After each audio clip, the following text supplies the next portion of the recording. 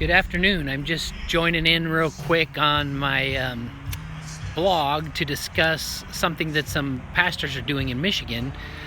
We just received word recently that a pastor at the Episcopal Church in Traverse City put out an article in the Traverse City Record-Eagle kind of disparaging those who do not buy into certain lifestyles that are, we used to consider them deviant.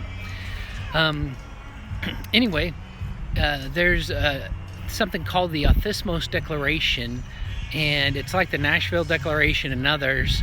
And this particular declaration helps churches band together that do not have something in their governing documents to bind together and declare what they believe, that they're going to teach the Bible and biblical views of various doctrines that are held in contempt right now in our land.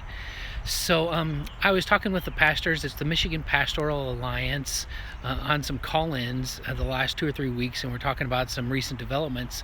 And I shared with them about an African bishop that I talked to probably in 2011, an African leader in the Anglican Church.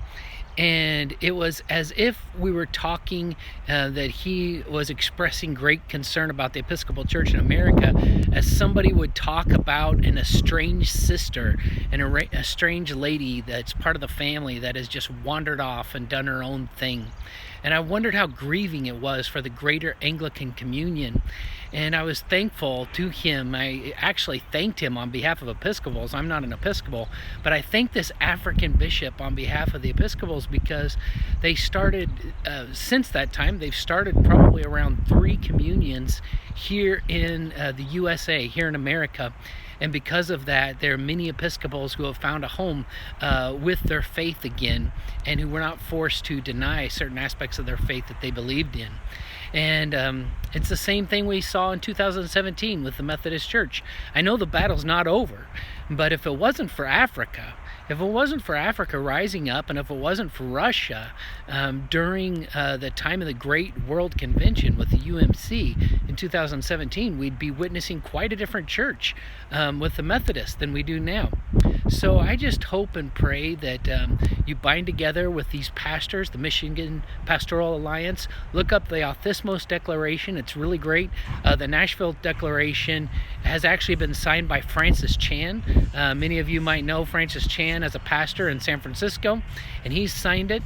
But the Othismos Declaration is gaining a lot of momentum right now and doing quite well in America. And just remember, if we didn't have Africa to thank for the Episcopal, the greater mission to America that they brought over here, we'd be seeing a different church here altogether with the Anglicans in America. And we'll just hope and pray that God has His way in Traverse City and in other hotspots in the country as well.